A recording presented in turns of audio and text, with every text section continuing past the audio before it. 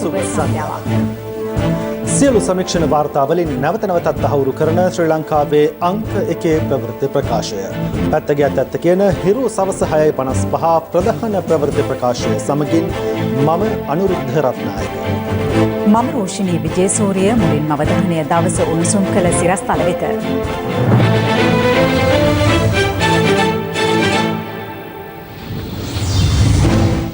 බන්ධනාගාර Covid ආසාදිතයින් සංඛ්‍යාව 329 දක්වා ඉහළට. බෝගම්බරින් 125ක්, බූස්යෙන් 44ක්. කොවිඩ් මර්ධනයට යුද හමුදාවෙන් අලුත් මෙහෙයුමක්. ඔබගේ ක්‍රියාකාරවලදී හැමෝටම සමාජ ප්‍රශ්නභාවය සඳහා ගැනීමට ක්‍රියාත්මක.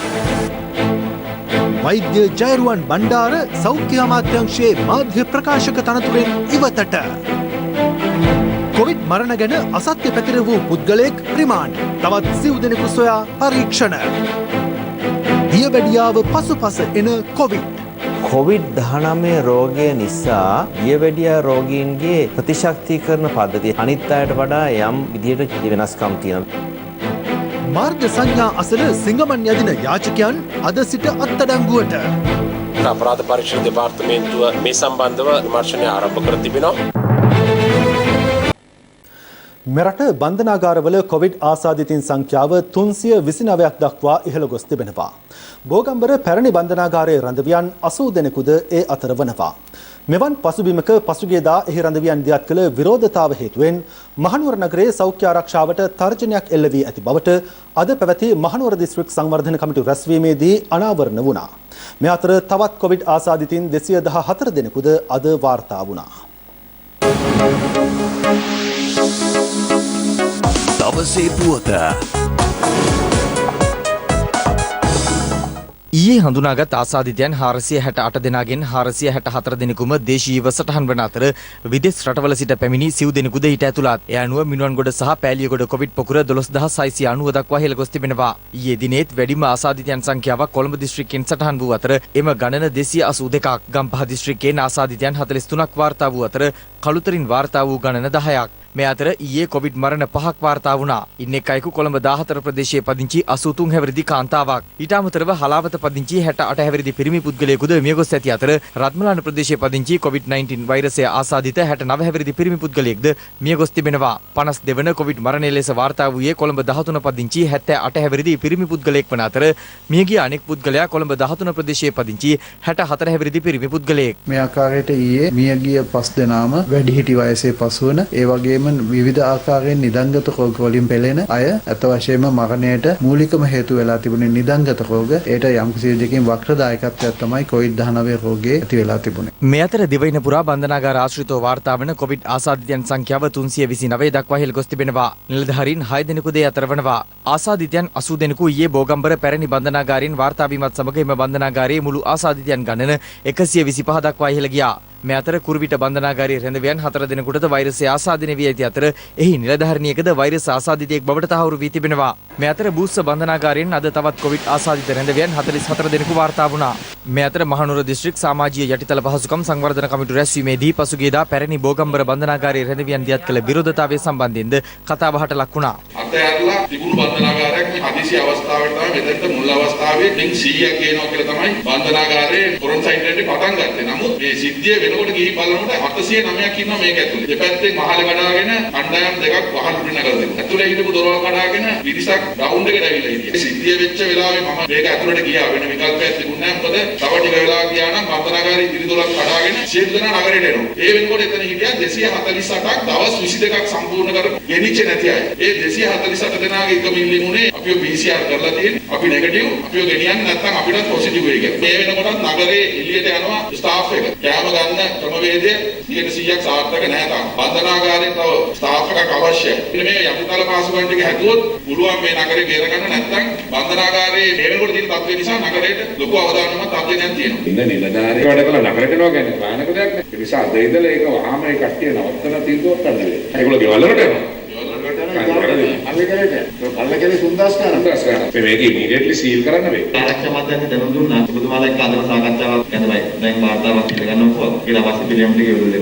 වල්ලිඟුරු කැටිය ඌරගස් මංහන්දිය උතුර ඌරගස් මංහන්දිය දකුණ සහ යටගල යන ග්‍රාම සේවා වසම් 4න් COVID-19 ආසාදිතයන් 6 දෙනෙකු හමු වී තිබෙනවා. ඊට එකම පවුලේ සමාජිකයන් 30 දෙනෙකුද ඇතුළත්. මේ වන විට ආසාදිතයන් 14 දෙනෙකු වාර්තා වීම හේතුවෙන් ඊයේ සිට එම ප්‍රදේශයට සංචරණ සීමා පැනවීමටද කටයුතු කෙරුණා.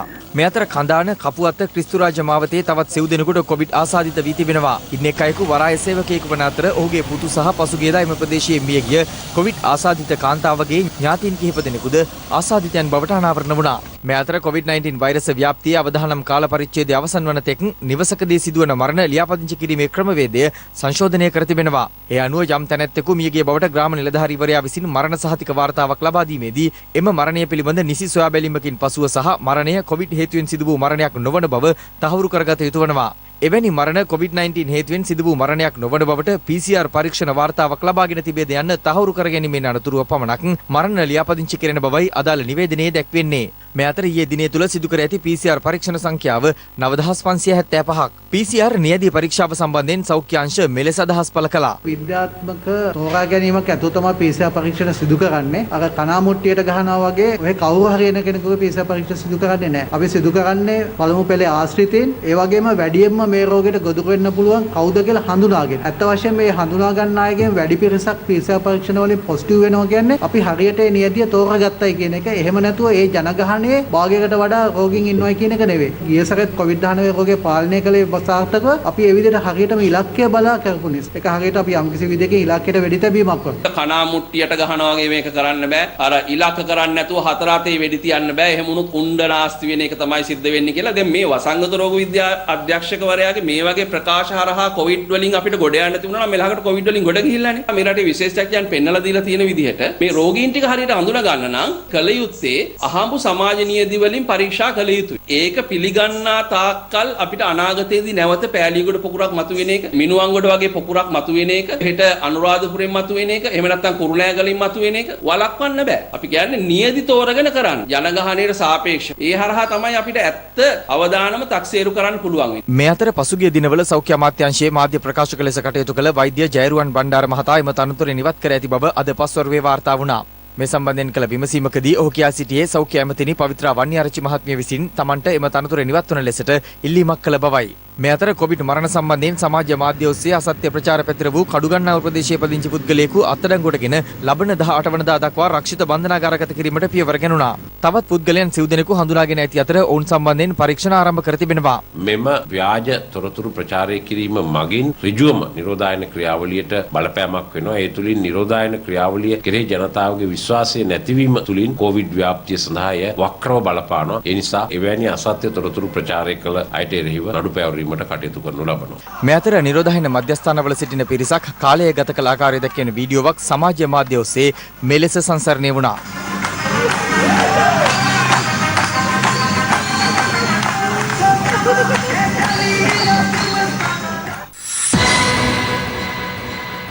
අද ලෝක දියවැඩියා දිනයයි. COVID-19 ගෝලීය වසංගතයේ හේතුවෙන් මේ දිනවල දියවැඩියා රෝගීන්ට මුහුණ දීමට සිදුව ඇති අභියෝග සුළුපටු නැහැ. මේ දැනුවත් කිරීම දියවැඩියා රෝගීන් COVID-19 වෛරසයෙන් ආරක්ෂා විය යුතු ආකාරය පිළිබඳවයි. දියවැඩියා රෝගයේ කේන්ද්‍රස්ථානය බවට මේ වන විට පත්ව තිබෙන්නේ ආසියානු කලාපයයි. ලෝක බැංකු වාර්තාවලට අනුව ශ්‍රී ලංකාවේ අවුරුදු 20ත් 80ත් අතර ජනගහනයෙන් 10න් එකකට වඩා වැඩි පිරිසක් දියවැඩියා රෝගයෙන් පීඩා විඳිනවා. ලොව පුරා සෑම තත්පර 20කටම වරක්ම දියවැඩියා රෝගයෙන් රෝගියෙකුට පාදයක් අහිමි වන අතර දියවැඩියාව මිනිසාගේ මරණ අවදානම දෙගුණයකින් වැඩි කරන නිහඬ මාරයෙකු ලෙසයි සැලකෙන්නේ. එවන් පසුබිමක දියවැඩියා රෝගීන්ට මේ වන විට පැතිර යන COVID-19 වසංගතය විසින් අතිරේක අවදානමක් ළඟා කර දී තිබීමද බරපතල තත්වයක්. දියවැඩියා රෝගීන්ට කොවිඩ් වෛරසය මගින් සංකුලතා ඇති කිරීම පවතින්නේ ඉතා ඉහළ මට්ටමකයි. එබැවින් දියවැඩියා රෝගියෙකුගේ ප්‍රධාන අරමුණු දෙක විය යුත්තේ COVID-19 ආසාදනයෙන් වැළකී සිටීම හා දියවැඩියාව පාලනය කර ගැනීමයි.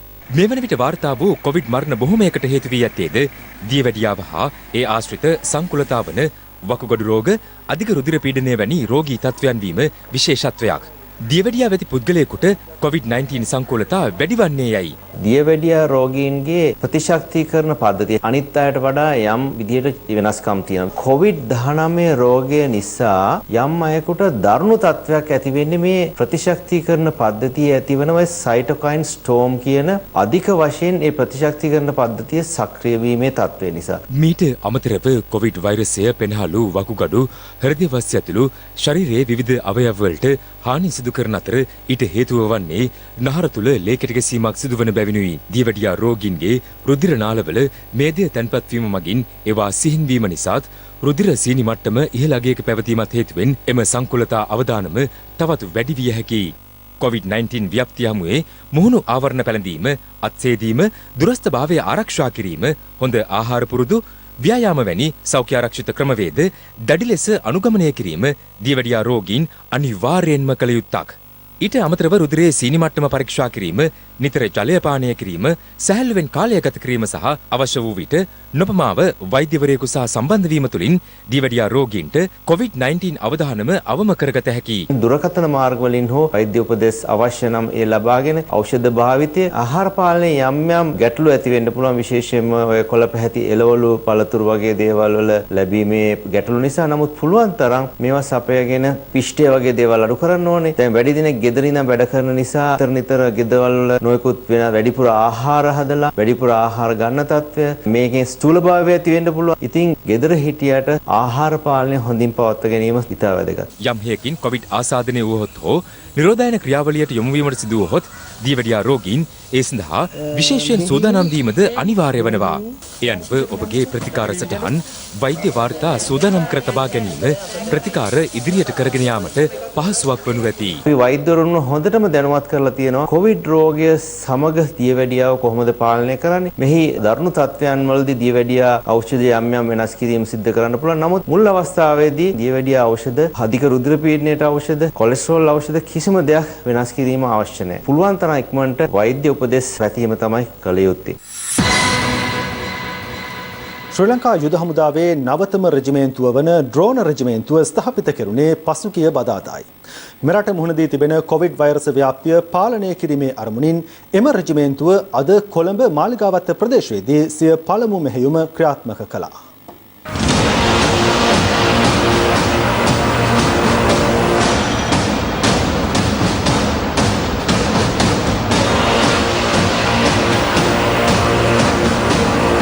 මෙරටට බලපෑ ඕනෑම ආපදා අවස්ථාවක් හමුවේ නොබියව පෙරමුණ ගන්නා ශ්‍රී ලංකා යුද හමුදාවට අලුතින්ම එක් වූ සමාජිකයා ශ්‍රී ලංකා ඩ්‍රෝන රෙජිමේන්තුවයි. ශ්‍රී ලංකා යුද හමුදාවේ 15 වැනි රෙජිමේන්තුව ලෙස කාලතුවක්කු බලකායට අනුයුක්තව මෙම ඩ්‍රෝන රෙජිමේන්තුව ආරම්භ කරනු ලැබුවේ පසුගිය 12 වැනිදා යුද හමුදාපති ලුතිනන්ට් ජෙනරාල් ශවේන්ද්‍ර සිල්වා මහතාගේ මඟ පෙන්වීමෙන්. මෙම ඩ්‍රෝන යානා තාක්ෂණය තමයි වර්තමානයේ දියුණු හමුදාවන් විසින් රටේ ජාතික ආරක්ෂාවට අදාළ ඕනෑම කරුණක් සඳහා සැලසුම් සකස් කිරීමට අවශ්‍ය තොරතුරු රැස් කිරීම සඳහා භාවිතා කරනු ලබන්නේ. එවන් තොරතුරු වල අවශ්‍යතාවය යුදමය අවශ්‍යතාවයක් සඳහා හෝ සාමාන්‍ය ජන ජීවිතයට අදාළ කරුණක් සඳහාද විය හැකියි. මේ වන විට මෙම ඩ්‍රෝන යාත්‍රා උපයෝගී කරගෙන අප විසින් සිදු කරනු ලබන්නේ එවන් සාමාන්‍ය ජන ජීවිතයට අදාළ සුවිශේෂී වූ කරුණක් සඳහා මෙම තාක්ෂණය උපයෝගී කර ගැනීමයි.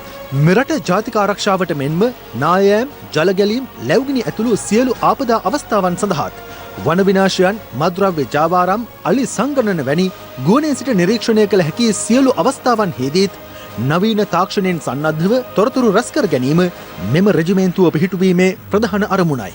මාර්ග නීති උල්ලංඝනය කරන පුද්ගලයන් පසුපස හඹා යාමට ශ්‍රී ලංකා පොලිසියේ රාජකාරීවලට සහාය වීමත් මෙහි තවත් එක් කාර්යයක්.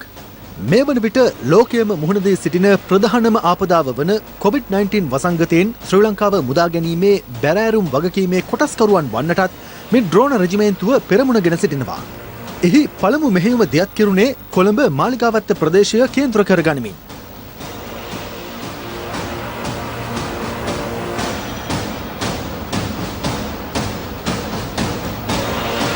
ජනතාවගේ ශරීර උෂ්ණත්වය දුර සිට මැනබැලීමත් මෙම ඩ්‍රෝන යානා හරහා සිදු කළ හැකියි. ඒ අනුව විශාල පිරිසක් සිටින ප්‍රදේශවලදී එක් පුද්ගලයන්ගේ ශරීර උෂ්ණත්වය මැනබැලීම වෙනුවට කැමරා භාවිතයෙන් ශරීර උෂ්ණත්වය පිරික්සීම මෙමගින් සිදු කරනවා. ඔබ අප සෑම දෙනාම දන්නවා වර්තමානයේදී ශරීර උෂ්ණත්වය මන් ලබන්නේ ඒ උෂ්ණත්ව මාපකයක් ආධාර කරගෙන. නමුත් මිනිසුන් විශාල වශයෙන් ගැවසෙන ස්ථානයක උෂ්ණත්වය මැනීම පුද්ගලයාගෙන් පුද්ගලයාට සිදු කිරීම අපහසු කාර්යයක්. නමුත් මේ ඩ්‍රෝන යාත්‍රාවක් පිටත් කර යවලා ඒ ප්‍රදේශයේ සිටින සියලුම අයවලුන්ගේ එකවර උෂ්ණත්වය පරීක්ෂාණයට භාජනය කරන්න පුළුවන්. ඒ ආකාරයේ පරීක්ෂා කිරීම වලදී කිසියම් වූ පුද්ගලයෙකුගේ උෂ්ණත්වය අධික බව දැන ගැනීමට ලැබුණොත් එම පුද්ගලයාව එම ප්‍රදේශයෙන් ඉවත් කර අවශ්‍ය ඉදිරි සෞඛ්‍ය කටයුතු සඳහා යොමු කර හැකියි. එමෙන්ම සෞඛ්‍ය නීති උල්ලංඝනය කරන පිරිස් හඳුනා ගැනීම සඳහා පොලිසියට සහාය වීමත් මෙමගින් සිදු කරනවා. හුදකලා කර ඇති ප්‍රදේශ වෙත ඩ්‍රෝන යානා පිටත් කර සෞඛ්‍ය නීති උල්ලංඝනය කරන පිරිස් සඳහා අදාළ සෞඛ්‍ය උපදෙස් සිහිපත් කිරීමට පියවර ගැනුණේ මෙලෙසයි. මේ ශ්‍රී ලංකාවේ උදා හමුදාව හා ශ්‍රී ලංකා පොලිසියයි. ඔබගේ ක්‍රියාකාරකම්වලදී හැම වෙලම සමාජ ත්‍රස්තභාවය සඳහා ගැනීමට ක්‍රියාත්මක. හැම වෙලම සමාජ ත්‍රස්තභාවය සඳහා ගැනීමට පාරමිතා. මාලිගාවත්ත ප්‍රදේශයේ මහල් නිවාස ආශ්‍රිතවත් යුද හමුදා ඩ්‍රෝන රෙජිමේන්තුව සිය පරීක්ෂාවන් මෙලෙස සිදු කළා.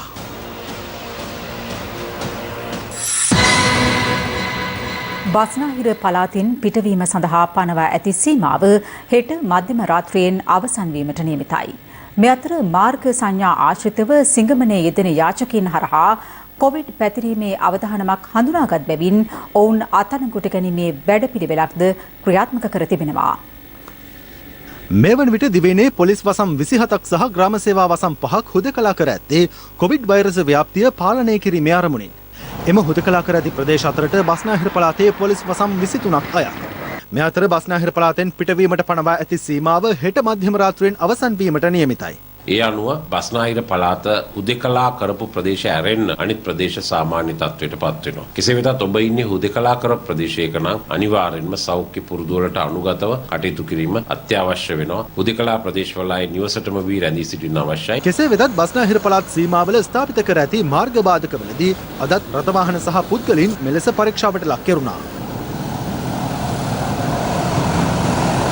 බස්නාහිර පළාතෙන් පිට යාමට පැමිණි මහජනතාව අත්අඩංගුවට ගැනීමකින් තොරව අපි ඔවුන් හරවා යාවීම සිදු කරා. ඊයේ දවසෙත් වාහන 427ක් පමණ පළාත් මායිම් වලින් ආපසු හරවා යවා තිබුණා. ඒ වගේ පුද්ගලයෝ සංඛ්‍යාව විශාල සංඛ්‍යාවක් ඉන්නවා. ඒ නිසා මේ කාරණා සම්බන්ධයෙන් හරියාකාරව දැනුවත් වීමකින් තොරව හෝ කිසියම් හේතුවක් මත පළාත් මායිම් වල පැමිණුණු මහජනතාව සහ ඔවුන්ගේ වාහන පළාතෙන් පිටවෙන්න නොදී ආපසු හරවා යාම අපි ඊ දවසේ සහ අදත් කරනවා විදිහට. මෙතර දිවයින පුරා ප්‍රධාන නගර ආශ්‍රිතව රථවාහන සංඥා ලාම්පු අසල සිංගමන් යදෙන යාචකයන් අත්අඩංගුවට ගැනීමට විශේෂ මෙහෙයුමක් දියත් කර තිබෙනවා. පොලිස් මාධ්‍ය ප්‍රකාශක නියෝජ්‍ය පොලිස්පති අජිත් රෝහණ මහතා සඳහන් කළේ එම යාචකයන් හරහා කොවිඩ් වෛරසය පැතිර යාමේ අවදානමද සලකා ඔවුන් අත්අඩංගුවට ගැනීම ආරම්භ කර ඇති බවයි. ප්‍රධාන නගරවල සංඥා ලාම්පු අසල සිටින යාචකයින් පිළිබඳව යම් ආකාරයක සමාජ අතිකාවතක් ගොඩනැගී තිබෙනවා. මොවුන් නිසා රෝග ව්‍යාප්තියක් සිදුවීමට පුළුවන් බව. ඒ වගේම අපි මෙම යාචකයින් බොහෝ දෙනෙක් පිළිබඳව සොයා බැලීමේදී පෙනී ගොස් තිබෙන්නේ ඔවුන් සැබෑ යාචකයින් නොවන බව. ඔවුන් යම්කිසි වෘත්තියකගේ හාම්පුතාට මේ මුදල් එකතු කරලා ගෙන ගොස් දෙන බව වාර්තා වෙන්නේ. ඒ නිසා මේ යාචකයින් සම්බන්ධව ක්‍රියා කිරීමට අපි විශේෂ මෙහෙයුමක් ආරම්භ කරනවා. සැබෑ යාචකයින් අඳුරගෙන ඔවුන් සමාජ සේවා දෙපාර්තමේන්තුව වැනි ආයතන සමග සාකච්ඡා කර එවැනි මධ්‍යස්ථාන වලට ගෙන යාමටත් ඒ වගේම සිගමන ව්‍යාපාරයක් හැටියට පවත්වාගෙන යන යාචකයින් අත්අඩංගුවටගෙන ඔවුන්ට එරෙහිව ජාතික මම්මාවත් පනත යටතේ නඩු පැවරීමටත් කටයුතු කරනවා. මෙතර කොවිඩ් ආසාදිතයින් වාර්තා වීමත් සමග කොළඹ වරායේ මෙහෙයුම් කටයුතුද පසුගිය දින කිහිපය පුරාම අඩාල වී තිබූ අතර ඒ හේතුවෙන් වරායට පැමිණි නැව් රැසක් වරායින් පිටත නැංගුරම්ලා තිබුණේ මේ ආකාරයෙන්.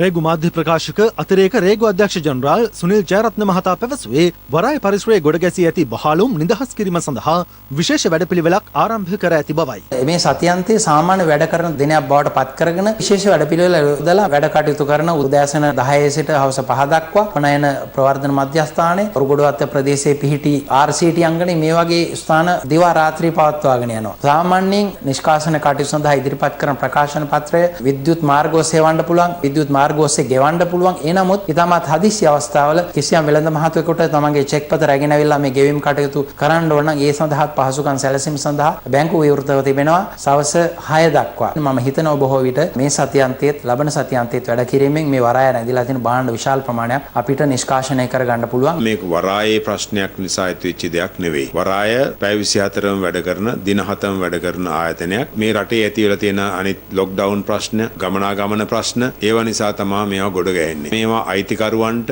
ආයතනවලට ඉල්ලා සිටිනවා ඔබට අයිති භාණ්ඩ ඉක්මනින්ම ඇවිල්ලා මුදාගෙන යන්න කියලා. ඇඳිරි නීති ප්‍රශ්න නැහැ මේකට. පොලිසියෙන් ඒවට අවසර ලබා දීලා තියෙනවා. මේ අතර අඩු ආදායම්ලාභී පවුල් සඳහා ලබා දෙන රුපියල් 5000 දීමනාව ලබා ගැනීම සඳහා මාකොළ උතුර ග්‍රාම නිලධාරී කාර්යාලය වෙත පැමිණි ජනතාව චෝදනා කළේ නිසි ක්‍රමවේදයක් යටතේ එය සිදු නොවන බවටයි.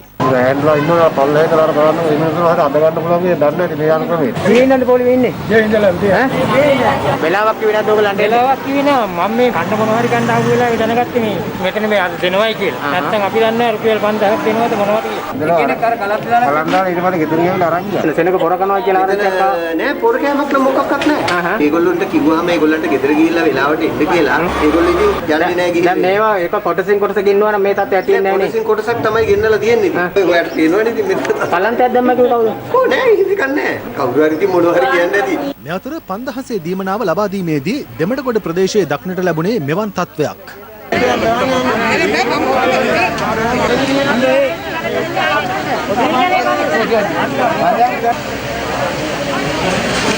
උදේ ඉඳලා මාත් අපි මෙතන ඉන්නේ ඇවිල්ලා දේලා ඉවර කරන්න ඕනේ. මේක නම් කැමරේ ගිහලා පැය දෙකක්.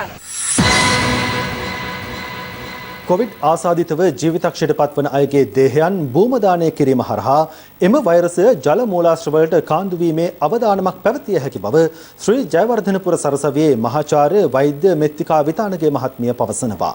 ඇය පවසන්නේ වෛරසය පිළිබඳව තවමත් අපට ඇත්තේ අඩු අත්දැකීමක් බැවින් ප්‍රවේශම් සහගත වීම වැදගත් බවයි. COVID-19 ආසාදිතව ජීවිතක්ෂයට පත්වන මුස්ලිම් ජනතාවගේ දේහ ආදාහනය නොකර භූමදානය කිරීමට ඉඩ දෙන ලෙසට කෙරුණු ඉල්ලීම් සම්බන්ධයෙන් යළිත් කතාබහක් මතුව තිබෙනවා. ශ්‍රී ජයවර්ධනපුර විශ්වවිද්‍යාලයේ ස්වභාවික සම්පත් පිළිබඳ මහාචාර්ය මෙත්තිකා විතානගේ මහත්මිය මේ සම්බන්ධයෙන් පළ කළේ මෙවන් අදහසක්. 1918 ඇතිවෙච්ච ස්පාඤ්ඤ වසංගතය එම වෛරසය නිසා මියගිය පුද්ගලයන්ගේ දේහ ලෝකයේ විවිධ රටවල් වල භූමදානය කරලා තියෙනවා. දැනට අවුරුදු 85කට 90කට ප්‍රථම භූමදානය කර තිබුණු දේහ වලින් අපිට දැනටත් ඒ වෛරසය හම්බ වෙලා තියෙනවා. දේහවල එම වෛරසය සුරක්ෂිතව තැන්පත් වෙලා තියෙන ප්‍රධානම හේතුව තමයි ඒ ප්‍රදේශයේ අයිස් වලින් වැසිලා තිබීම. ශ්‍රී ලංකාවේ මල සිරුරක් භූමදානයකදී ඉතාමත් ක්ෂණිකව වෛරස් බැක්ටීරියා සහ අනෙකුත් ද්‍රව්‍ය දි รา පත් වීම නිසා එළියට ගලාගෙන යන්න පටන් ගන්නවා. විශේෂයෙන්ම අධික උෂ්ණත්වයක් අධික වර්ෂාවක් තියෙන නිසා. එතකොට ඒ මුදා හරින වෛරස් බැක්ටීරියා ජලයට එකතු වීමේ හැකියාවක් තියෙනවා. රිස්ක් එකකට යන්න හොඳ නැහැ. අපිට මේ වෛරසය පිළිබඳ පවත්නා විද්‍යාත්මක දැනුම ඉතාමත් අල්පයි. ඒ නිසා දැනට අපි තර්ජනාත්මක තත්වයකට නොයා ඉන්න අපිට පුළුවන් හැකි උපරිම ක්‍රියාමාර්ග ගන්න ඕනේ. මේ අතර පූජ්‍ය ඕමල්පේ සෝපිත හිමියන් ගැටඹේ රාජෝපමනාරාමාධිපති පූජ්‍ය කැප්පෙටියාගොඩ සිරි විමල නාහිමියන් බැහැදැකීමට පැමිණි අවස්ථාවේදී මෙම කරුණ සම්බන්ධයෙන් අදහස් පළ වුණා. කොරෝනා වෛරසයෙන් ආසාදිතව මිය යන අයගේ මල සිරුරු ආදාහනය කරනවද භූමදානය කරනවද කියන ප්‍රශ්නේ. ඒ ප්‍රශ්නට ජනාධිපතිතුමා උත්තරය දීලා තියෙනනේ. ඔව්. ජනාධිපතිතුමා දීලා තියෙනවා. මේක එක රටක් එක නීතියක්. මේ අනුව තමයි අපි කටයුතු කරන්නේ. කෙරෙන්න ඕන කියලා. අත වශයෙන් මේක තමයි විය යුත්තේ. මේ වෙලාවේ මේ සිද්ධි විශ්ලේෂණය කළ යුත්තේ ආගම මුල් කරගෙන නෙමෙයිනේ. මධ්‍යස්ථ මුස්ලිම් ජනතාවක් ඉන්නවා, බුද්ධිමත් මුස්ලිම් ජනතාවක් ඉන්නවා. මම හිතනවා කිසිම කෙනෙකුට මේ පිළිබඳ ප්‍රශ්නයක් නැහැ. නමුත් අත්නෝමතිකව ක්‍රියා කරන ඇතැම් අයට අතලොස්ස සංවිධාන වලට තමයි මේ ආගමික අන්තවාදයක් මෙතෙන්ට ගලපන්න හදන්නේ. මේ අදාළ කරුණු සම්බන්ධයෙන් අද පළ වූ තවත් අදහස් කිහිපයක්. සෞඛ්‍ය කටයුතු පිළිබඳ විශේෂඥ දැනුමක් ඇති අයගෙන් ලැබී තියෙන අවවාදය මේ වසංගතය නිසා මිය යන අයගේ ශරීර ආදාහන කිරීම වඩා සුදුසුයි කියලා. ඒකෙන් මම හිතන්නේ නෑ ආගම් පිළිබඳව කාලයක් තිස්සේ එන පිළිගැනීම් වලට හානියක් වෙයි කියලා. මේ වෙලාවේදී එබඳු කරුණු ගැන හිතනවට වඩා මිනිස් වර්ගයාගේ පැවැත්ම ආරක්ෂාව ගැනයි අපි කවුරුත් හිතන්නේ. මේ ශරීර වැළලීම අපේ ජලය අපිරිසිදු වීමට, ජලය විෂ වීමට හේතුවක් වෙන්න පුළුවන්. ඒ වුණොත් මුළු රටේම පැවැත්ම බිඳ වැටෙන්න පුළුවන්. පැහැදිලිව පේනවා මුස්ලිම් සමාජය ඇරුණකොට රටේ ජීවත් වෙන අනිත් සියලුම ජාතීන් වලට අයත් සමාජ කණ්ඩායම් මිනිස්සු පොදු නීති පද්ධතියක් තුලට අවනත වෙන්න එකඟයි. දෙවිවරු පොඩ්ඩක් මේ වෙලාවේ පැත්තකින් තියලා සෞඛ්‍ය අංශවලට සහ වෛද්‍ය විද්‍යාත්මක අංශවලට ඉඩ ලබා දෙන එක තමයි කළ යුත්තේ. ලෙඩේ හැදෙනකොට නොබලපු දෙයියෝ, ඇඳේ මැරෙන හැටි නොදකපු දෙයියෝ, කුණේ දවෙනවට අකමැති දෙයියෝ, පුච්චනකොට මොකටද දැන් ඔය දෙයියෝ කියන එක අහන්න තියෙනවා. අනේ කියන්න කනගාටුයි. මේ භූමි දානය කරනවද පුච්චනවද කියන ප්‍රශ්නේ හැදුවේ කවුද? ආණ්ඩුව. මේ ප්‍රශ්නයට සැබෑවින්ම වග කිය යුත්තේ මේ ජාතිවාදී ආණ්ඩුවට අන්තවාදී ආණ්ඩුව. හැම කෙනෙකුටම සංස්කෘතියක් තියෙනවා. ඒ සංස්කෘතිය අනුව එක එක ජාතීන් ආගම් වලට අනන්‍යතාවය උඩ ඒ තමන්ගේ කටයුතු කරන්න යන්න ඉඩකඩ සලසා දීම තමයි විය යුත්තේ. ඒ පිළිබඳව අපි සාකච්ඡා කරා. ඉතින් මම නම් ඇත්තට මේ සඳහා මගේ කැමැත්ත මම ප්‍රකාශ කරනවා. මතක තියාගන්න මේක ලෝක වසංගත තත්ත්වයක් තියෙන්නේ. ඒ ලෝක වසංගත තත්ත්වය තුල මේ දේශපාලන පන්දු ගහන්න පන්දු සෙල්ලම් කරන්න අවසර දෙන්න බෑ කාටවත්. මේ රටේ මිනිස්සුන්ගේ ජීවිත මේවට කවුද වග කියන්නේ? ලෝකයේ අනික් රටවල් වල භූම දාන කටයුතු වලට ඉඩ තියෙනවා. මේ රටේත් ඒ සඳහා ඉඩක් තිබිය යුතුයි. නමුත් සුරක්ෂිත ප්‍රදේශයක්. මේක ආණ්ඩුවේ යෝජනාවක් නෙමෙයි. මේක මුස්ලිම්වරුන්ගේ යෝජනාවක්. ඒ ගැන තීන්දුව ගන්නේ වෛද්‍යවරු. අපි නෙමෙයි. මම හිතන්නේ අපි කවුරුත් මාධ්‍ය ඇතුළු මේ පිළිබඳව සෞඛ්‍ය අමාත්‍යාංශයෙන් අහලා ඒ නිර්දේශ ඉදිරිපත් කරා නම් හොඳයි. සෞඛ්‍ය අමාත්‍යාංශයේ කාරණාවලට දේශපාලඥයෝ මැදිහත් වෙන්න ඕනේ නැහැ. අපි මොන තීන්දුව ගත්තත් අවසානයේ සෞඛ්‍ය නිර්දේශ වලට තමයි ක්‍රියාත්මක වෙන්නේ.